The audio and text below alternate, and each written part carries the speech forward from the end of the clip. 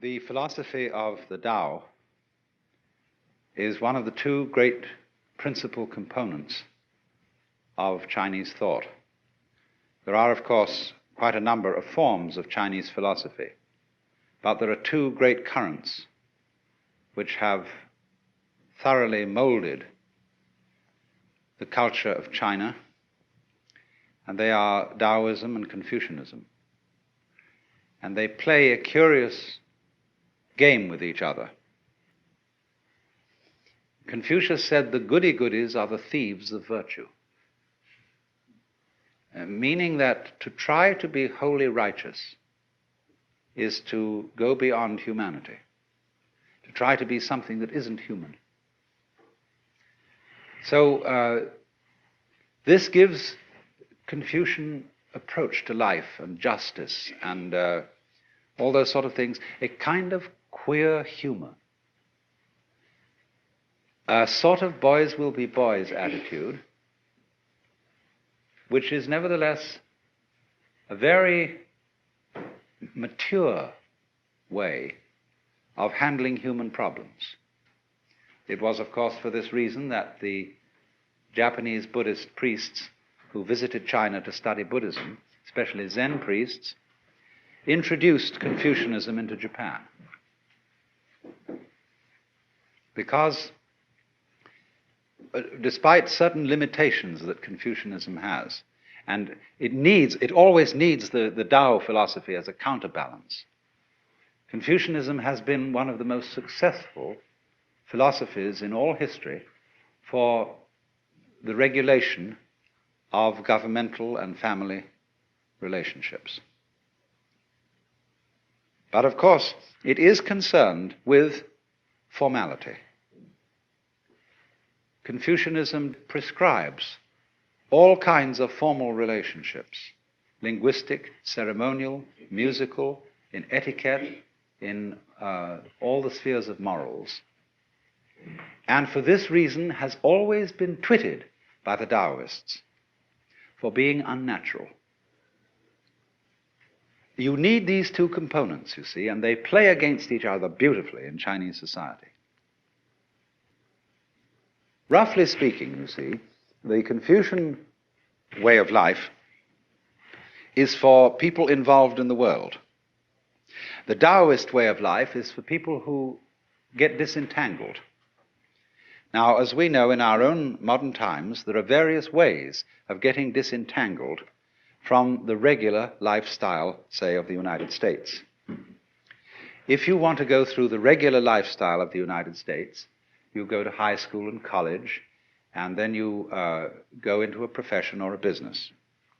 And you own a standard house, and you raise a family, and you have a car or two cars, and do all that jazz. But a lot of people don't want to live that way.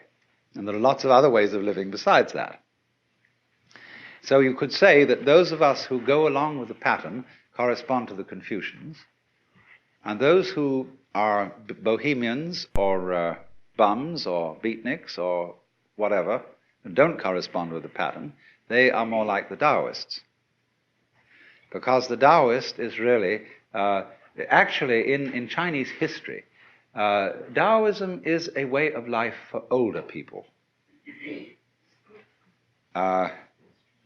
Lao Tzu, the name given to the founder of Taoism, means the old boy.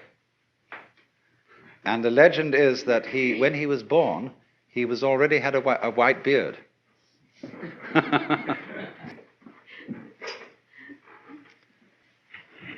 So it's sort of like this, that when you have contributed to society, when you've contributed children and brought them up, and you have assumed a certain role in social life, you then say, now it's time for me to find out what it's all about. Who am I ultimately behind my outward personality? What is the secret source of things? And the latter half of life is the preeminently excellent time to find this out. It's something to do when you have finished with the family business. I'm not saying that that is a sort of unavoidable strict rule. Of course, one can study the Tao when very young, because it contains all kinds of secrets in it as to the performance of every kind of art or craft or business or any occupation whatsoever. But it does, in China, in a way, it plays that role of a kind of safety valve for the more restricted way of life that Confucianism prescribes. And there is a sort of type in China who's known as the old rogue. He's a sort of intellectual bum, often found among scholars, who is admired very much, and who a type of character which had an enormous influence on the development of the ideals of Zen Buddhist life. He is one, you see, who goes with nature rather than against nature. Well, now, first of all, I'm going to talk about ideas which come strictly out of Lao Tzu's book, the Tao Te Ching. And, of course, the basic thing in the whole philosophy is the conception of Tao. This word has many meanings. And the book of Lao Tzu starts out by saying that the Tao which can be spoken is not the eternal Tao. Or there's a pun in there which you can't quite put into English. You can't give all the meanings, because the word Tao means both the way or course of nature or of everything. It also means to speak. So the actual opening phrase of the book, following this word Tao, is this, you see?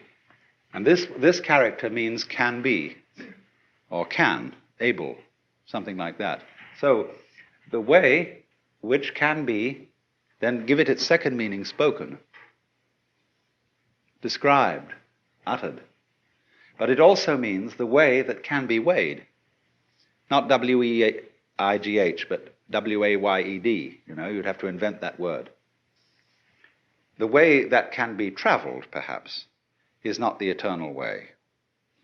In other words, there is no way in which the Tao, or following the Tao, there's no recipe for it.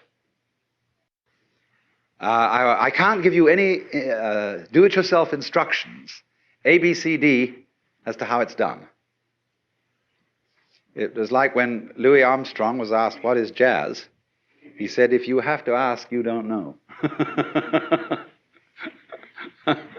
Now that's awkward, isn't it? But we can gather what it is by absorbing certain atmospheres and attitudes connected with those who follow it. And from the art and the poetry and all the expressions and the anecdotes and stories that illustrate the philosophy of the way. So this word, then, the way or the course of things, is not, you must understand this, some Christian missionaries translated Tao as the Logos, taking as their point of departure the opening passage of St. John's Gospel, in the beginning was the Word. Now, if you look up a Chinese translation of the Bible, it says in the beginning was the Tao. And the Tao was with God, and the Tao was God. The same was in the beginning with God. All things were made by it, and without it was not anything made that was made. So they've substituted Tao there. Now that may make a very funny effect on a Chinese philosopher, because the idea of things being made by the Tao is absurd. The Tao is not a manufacturer, and it's not a governor. It doesn't rule, as it were, in the position of a king. Although the book, the Tao Te Ching, is written for many purposes, but one of its important purposes is as a manual of guidance for a ruler. And what it tells him is essentially, rule by not ruling. Don't lord it over the people. And so he says the great Tao flows everywhere, both to the left and to the right. It loves and nourishes all things, but does not lord it over them. And when good things are accomplished, it lays no claim to them. In other words, the Tao doesn't stand up and say, I have made all of you, I have filled this earth with its beauty and glory, fall down before me and worship. The Tao, having done anything, always escapes and is not around to receive any thanks or acknowledgement, because it loves obscurity. And Lao Tzu said the Tao is like water. It always seeks the low level which human beings abhor. So it's a very mysterious idea. Tao, then, is not really equivalent with any Western or Hindu idea of God, because God is always associated with being the Lord. Even in India, the Brahman is often called the Supreme Lord, although that was the term more strictly applicable to Ishvara, the manifestation of Brahman in the form of a personal God. But Bhagavan, the Lord, Krishna, his song is the Bhagavad Gita, the song of the Lord. There's always the idea of the king and the ruler attached, but not in the Chinese Tao philosophy. The Tao is not something different from nature, from ourselves, from our surrounding trees and waters and air. The Tao is the way all that behaves.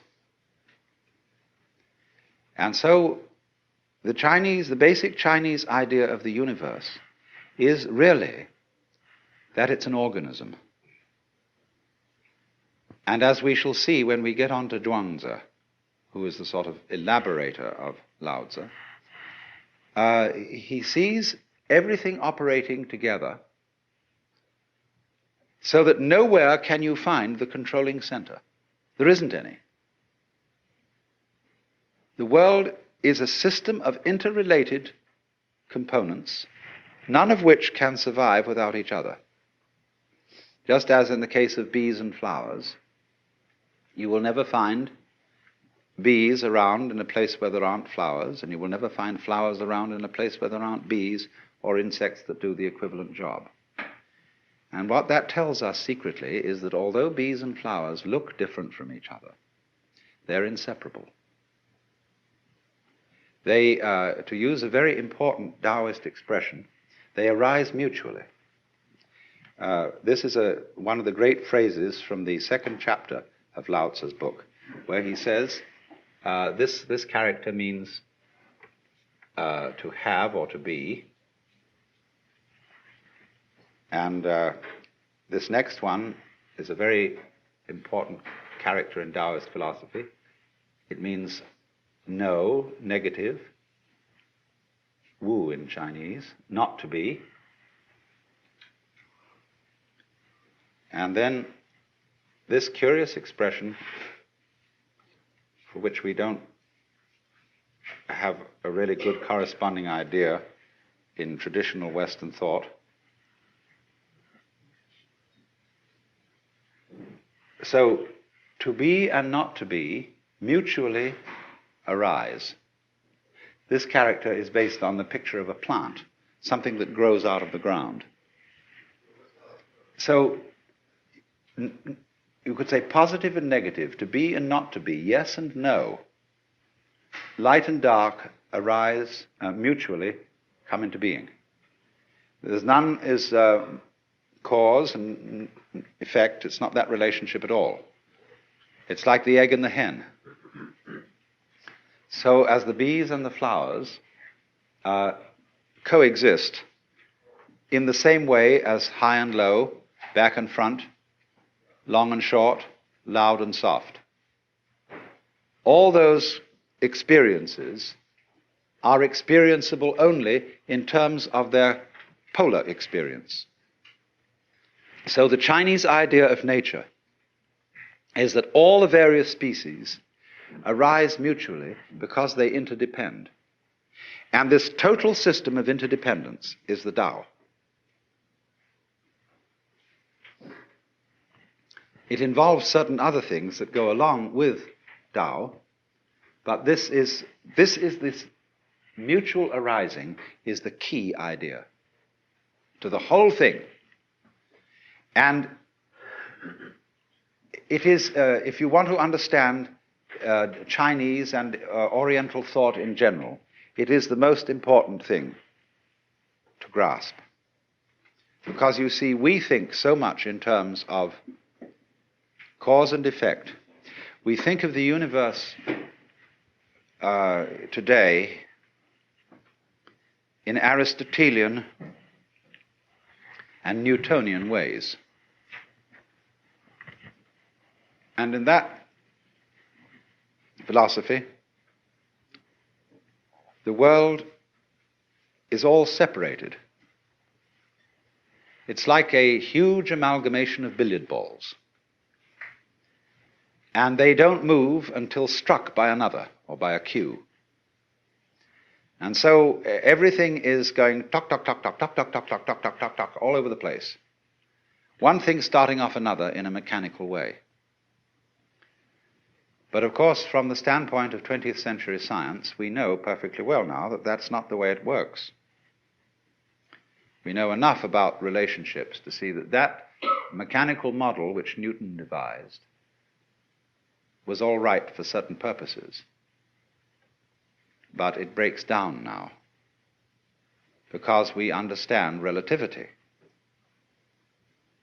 And we see how things go together in a kind of connected net rather than in a chain of billiard balls banging each other around. So, in the philosophy of the Tao, it is said, it's always being said, this is, you read this in every art book about Chinese art, that in Chinese painting, man is always seen as in nature rather than dominating it. You get a painting entitled Poet Drinking by Moonlight, and you see a great landscape, and after some search with a magnifying glass, at last you see the poet stuck away in a corner somewhere drinking wine. Whereas if we painted the subject poet drinking by moonlight, the poet would be the most obvious thing in the picture. There he would be, dominating the whole thing, and the landscape off somewhere behind him. But all the Chinese painters put man, I mean, the painters of the great classical tradition, there are Chinese painters who specialize in family portraits and do these very formal paintings of someone's ancestor sitting on a throne. It's quite a different category.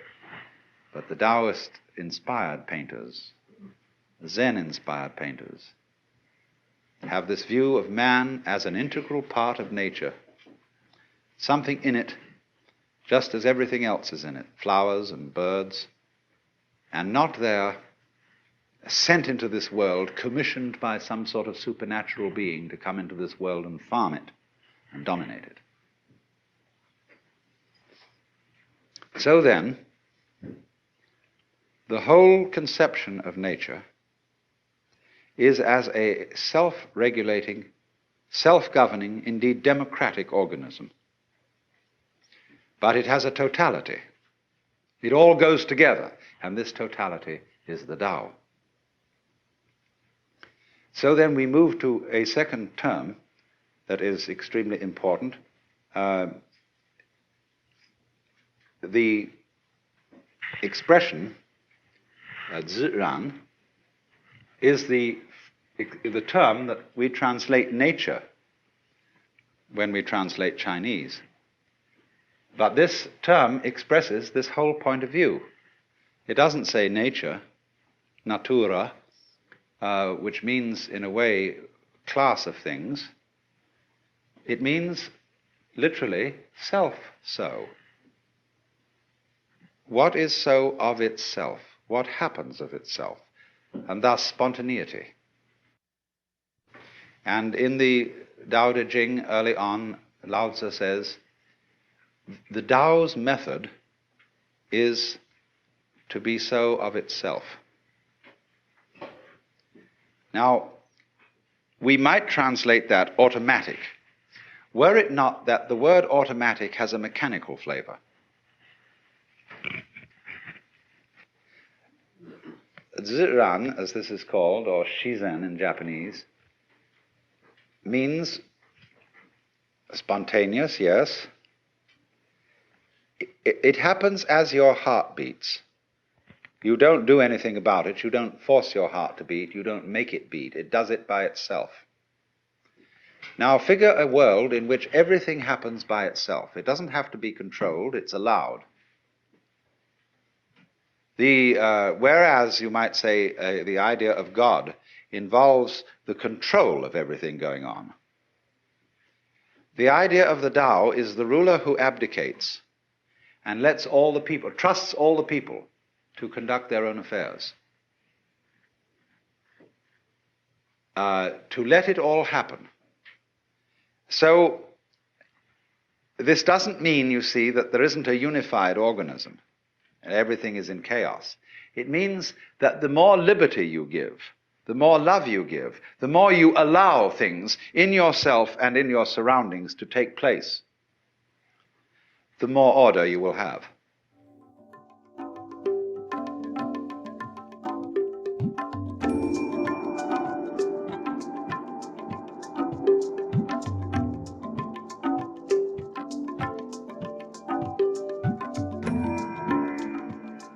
We now join Alan Watts in part 2 of Taoist Way of Dropping Out from Karma. It is believed generally in India that when a person sets out on the way of liberation, his first problem is to become free from his past karma. The popular theory of karma, the word that literally means action or doing in Sanskrit, so that when we say that something that happens to you is your karma, it's like saying in English, it's your own doing. But in popular Indian belief, karma is a sort of built-in moral law, or a law of retribution, such that all the bad things you do and all the good things you do have consequences which you have to inherit. And so long as karmic energy remains stored up, you have to work it out. And what the sage endeavors to do is a kind of action which in Sanskrit is called nishkama karma. Nishkama means without passion or without attachment, karma, action. And so whatever action he does, he renounces the fruits of the action, so that he acts in a way that doesn't generate future karma, because future karma continues you in the wheel of becoming, samsara, the round, and keeps you being reincarnated. Now then, in that case, when the time comes that you start to get out of the chain of karma, all the creditors that you have start presenting themselves for payment. In other words, a person who begins, say, to study yoga is felt that he will suddenly get sick, or that his children will die, or that he'll lose his money, or all sorts of catastrophes will occur. because the karmic debt is being cleared up. And it is in no hurry to be cleared up if you're just living along like anybody. But if you embark on the spiritual life, a certain hurry occurs. And therefore, since this is known, it's rather discouraging to start these things. The Christian way of saying the same thing is that if you plan to change your life, shall we say, to turn over a new leaf, you mustn't let the devil know, because he will oppose you with all his might if he suddenly discovers that you're going to escape from his power. So, for example, if you have a bad habit, say you drink too much, and you make a New Year's resolution that during this coming year you'll stop drinking, that's a very, very dangerous thing to do, because the devil will immediately know about it. And what will happen will be this: he will confront you with the prospect of 365 drinkless days. And that will be awful, just overwhelming. And you won't be able to make much more than 3 days on the wagon. So in that case, you compromise with the devil and say, just today I'm not going to drink, you see, but tomorrow maybe, we'll go back. Then when tomorrow comes, you say, oh, just another day, let's try out, that's all. And the next day you say, oh, one more day won't make much difference. So you only do it for the moment, and you don't let the devil know that you have a secret intention of going on day after day after day after day. But of course, there's something still better than that. And that is not to let the devil know anything. And that means, of course, not to let yourself know. One of the many meanings of that saying, let not your left hand know what your right hand doeth, is just this. And that was why in Zen discipline, a great deal of it centers around acting without premeditation. As those of you know who read Herrigel's book, Zen in the Art of Archery, it was necessary to release the bowstring without first saying, now. There's a wonderful story you may also have read by a German writer, von Kleist, about a boxing match with a bear. The man can never defeat this bear because the bear always knows his plans in advance and is ready to deal with any situation. The only way to get through to the bear would be to hit the bear without having first intended to do so. That would catch him. And so this is one of the great, great problems in the spiritual life, or whatever you want to call it, is to be able to have intention and act simultaneous. By this means, you escape karma and you escape the devil. So you might say that the Taoist is exemplary in this respect. That this is getting free from karma without making any previous announcement. Of simply, supposing we have a train and we want to unload the train of its freight cars. You can go to the back end and you can unload them one by one and shunt them into the siding. But the simplest of all ways of unloading is to uncouple between the engine and the first car, and that gets rid of the whole bunch at once. And it is in that sort of way, you see, that the Taoist gets rid of karma without challenging it. And so it has the reputation, you see, of being the easy way. There are all kinds of yogas and ways for people who want to be difficult. And one of the great gambits of a man like Gurdjieff was to make it all seem as difficult as possible, because that challenged the vanity of his students.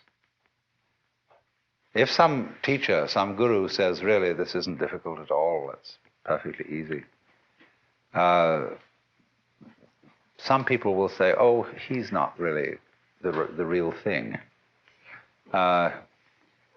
We want something tough and difficult, and when we see somebody starts out giving you a discipline that's very, very weird and rigid, people think, now there is the thing. That man means business. See? And so they flatter themselves by going to such a guy that they are serious students, whereas the other people are only dabblers and so on. All right, if you have to do it that way, that's the way you have to do it. But the Taoist is the kind of person who shows you the shortcut and shows you how to do it by intelligence rather than effort, because that's what it is. Taoism is, in that sense, what everybody is looking for. The easy way in, the shortcut, using cleverness instead of muscle. So the question naturally arises, isn't it cheating? When in any game somebody really starts using his intelligence, he will very likely be accused of cheating. And to draw the line between skill and cheating is a very difficult thing to do. You see, the inferior intelligence will always accuse a superior intelligence of cheating. That's its way of saving face. You beat me by means that weren't fair. We were originally having a contest to find out who had the strongest muscles. And you know, we were pushing against it like this. And this would prove who had the strongest muscles. But then you introduce some gimmick into it, some judo trick or something like that, you see, and you're not playing fair. So in the whole domain of ways of liberation, there are routes for the stupid people and routes for the intelligent people. And the latter are faster. This was perfectly clearly explained by Huineng, the sixth patriarch of Zen in China, in his sutra, where he says the difference between the gradual school and the sudden school is they both arrive at the same point, but the gradual is for slow-witted people and the sudden is for fast-witted people. Can you, in other words, find a way that sees into your own nature, that sees into the Tao immediately? And at the end of this morning's talk, I pointed out to you the immediate way, the way through now. When you know that this moment is the Tao, and this moment is considered by itself, without past and without future, eternal, neither coming into being nor going out of being, there is nirvana. And there is a whole Chinese philosophy of time based on this. It hasn't, to my knowledge, been very much discussed by Taoist writers. It's been more discussed by Buddhist writers. But it's all based on the same thing. Dogen, the great 13th century Japanese Zen Buddhist, studied in China. And he wrote a book called Shobo Genzo. A Roshi recently said to me in Japan, that's a terrible book because it tells you everything. It gives the whole secret away. But in the course of this book, he says,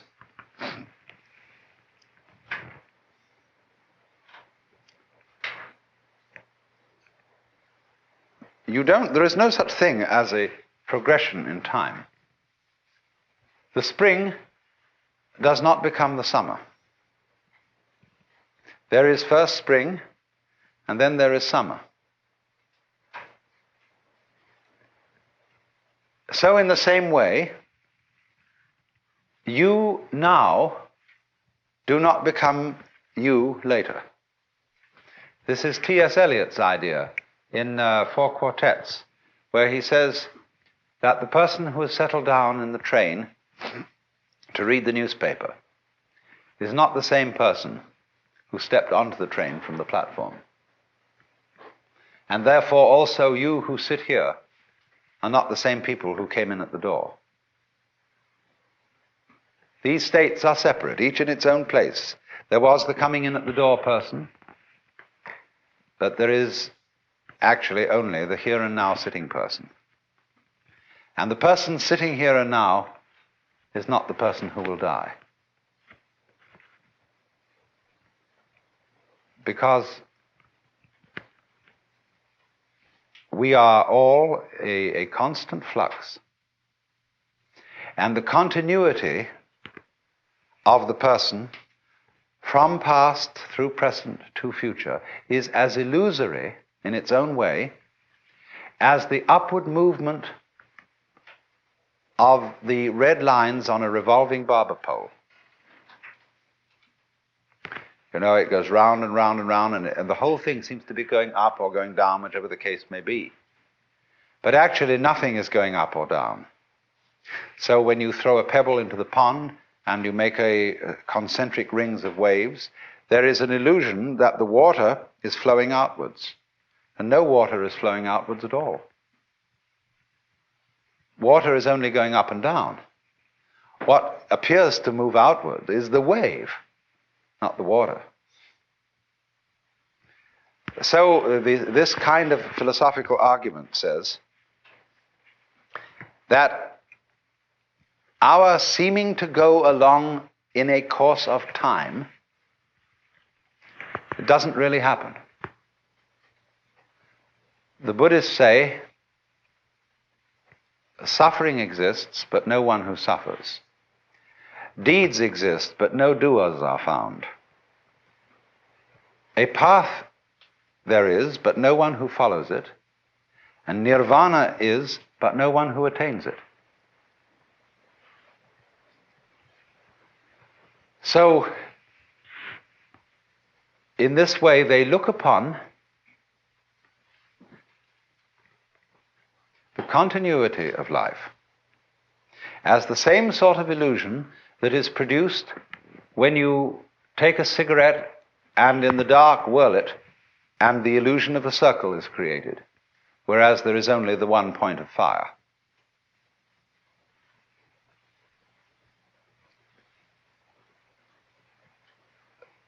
The argument then is, so long as you're in the present, there aren't any problems. The problems exist only when you allow presence to amalgamate. There's a way of putting this in Chinese, which is rather interesting. They have a very interesting sign, this. It's pronounced nyan, in Japanese, nen. And the top part of the character means now, and the bottom part means the mind-heart, the shin. And so this is, as it were, an instant of thought. In Sanskrit, they use this character as the equivalent for the Sanskrit word kshana. Then if you double this character, put it twice, or 3 times, and I'll write the Chinese for ditto. Nyan,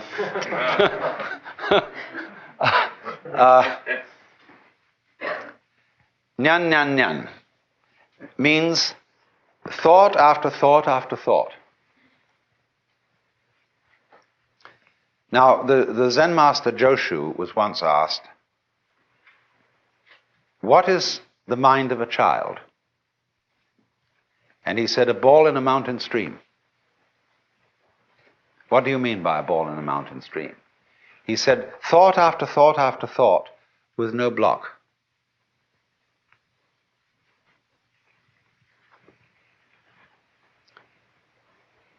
So, he was using, of course, the mind of the child as the innocent mind, the mind of a person who's enlightened. One thought follows another without hesitation. The thought arises, it doesn't wait to arise. As when you clap your hands, the sound issues without hesitation. When you strike flint, the spark comes out. It doesn't wait to come out. And that means that there's no block.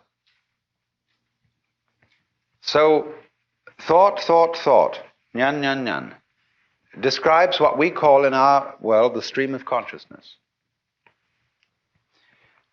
Blocking consists in letting the stream become connected, chained together, in such a way that when the present thought arises, it seems to be dragging its past, or resisting its future, saying, I don't want to go.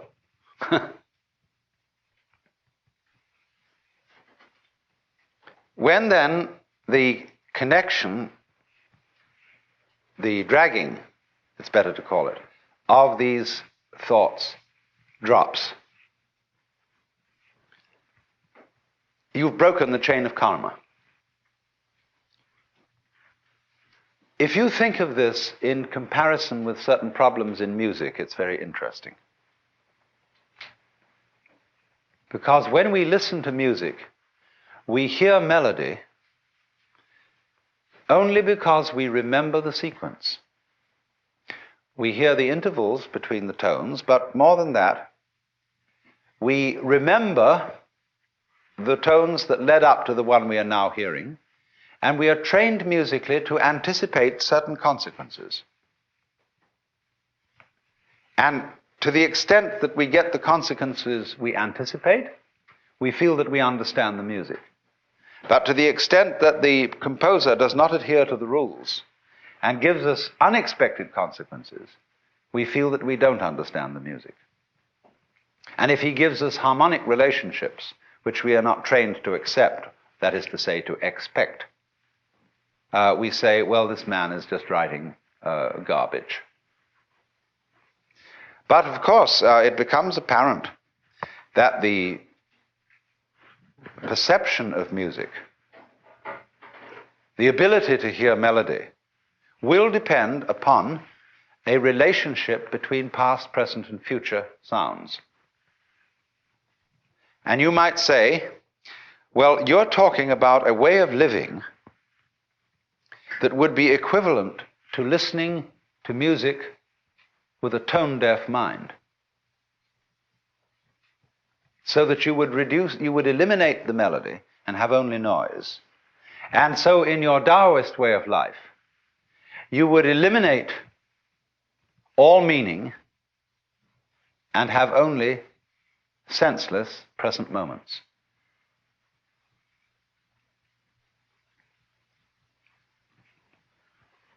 Up to a point, that's true. That is, in a way, what Buddhists also mean by seeing things in their suchness.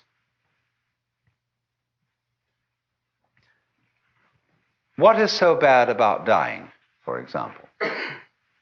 It's really no problem. When you die, you just drop dead. That's all there is to it. But what makes it a problem is that you're dragging a past. And all those things you've done, all those achievements you've made, all these relationships and people that you've accumulated as your friends, all that has to go. See, it isn't here now. I mean, a few friends might be around you, but all that past that identifies you as who you are, which is simply memory, all that has to go. And we feel just terrible about that. But if we didn't If we were just dying, that's all, death wouldn't be a problem. So likewise, the chores of everyday life, they become intolerable. When everything ties together, all the past and the future, you feel it dragging at you every way. Supposing you wake up in the morning, and it's a lovely morning. Let's take today, right here and now. Here we are in this paradise of a place. Big Sur. And some of us have got to go to work on Monday. Is that a problem? For many people it is. It spoils the taste of what's going on now. When we wake up in bed on Monday morning and think of the various hurdles we've got to jump that day, immediately we feel sad and bored and bothered. Whereas actually we're just lying in bed.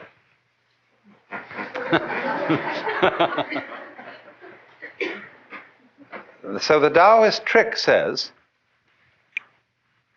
simply live now and there will be no problems. That's the meaning of the Zen saying, when you are hungry, eat. When you are tired, sleep. When you walk, walk. When you sit, sit. Rinzai, the great Tang Dynasty master, said, in the practice of Buddhism, there is no place for using effort.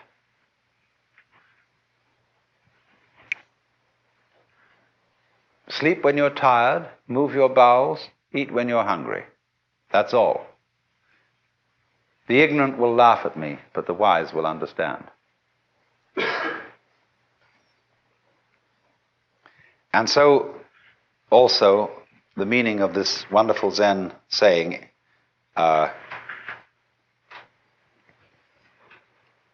day, that's the character for the sun, day, that is good day. Every day is a good day. On condition, you see, that day is like nyan nyan. They come one after another, and yet there's only this one. You don't link them. This, as I intimated just a moment ago, seems to be an atomization of life. Things just do what they do. The flower goes poof, and people go this way, go that way, and so on, and that's what's happening. It has no meaning, it has no destination, it has no value. It's just like that. And when you see that, you see it's a great relief. That's all it is.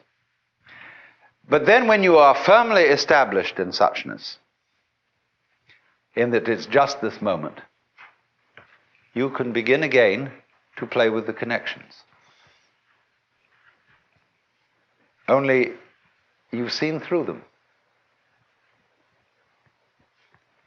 But now you see they don't haunt you. Because you know that there isn't any continuous you running on from moment to moment, who originated at some time in the past and will die at some time in the future. All that's disappeared. So you can have enormous fun anticipating the future, remembering the past, and playing all kinds of continuities. This is the meaning of that famous Zen saying about mountains are mountains. To the naive man, mountains are mountains, waters are waters. To the intermediate student, mountains are no longer mountains, waters are no longer waters. In other words, they've all dissolved into the point instant, to the kshana. But for the fully perfected student, mountains are again mountains and waters are again waters.